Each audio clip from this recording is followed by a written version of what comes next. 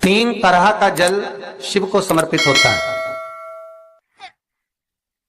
और वो तीनों तरह के जल का अलग अलग भाव है महाराज।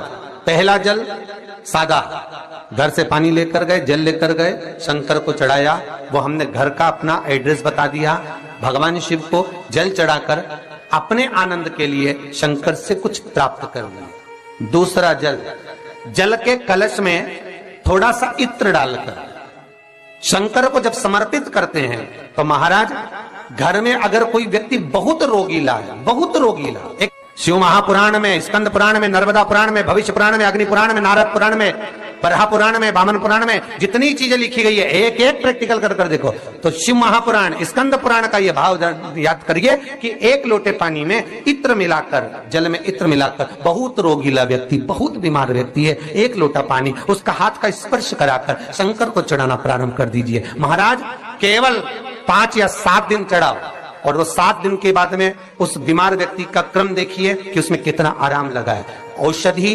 दवाई काम करना प्रारंभ करी कि ना करी। केवल इत्र समर्पित, इत्र का जल। तो पहला जल सादा, दूसरा जल है इत्र का, और महाराज तीसरा जल जो शिव महापुराण के अंतर्गत कहा गया है बेल पत्र का जल।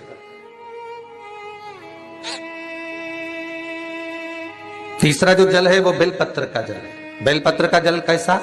तो महाराज शिव महापुराण की कथा कहती है कि जल के पात्र में एक बेलपत्र अंदर डालकर उस जल के पात्र को ले जाकर शिव को समर्पित करना, अर्थात अपनी मन की कामना भगवान शंकर से कह देना, केवल बेलपत्र के माध्यम। बोलना नहीं है हमको, कुछ हमें कुछ कहना नहीं है।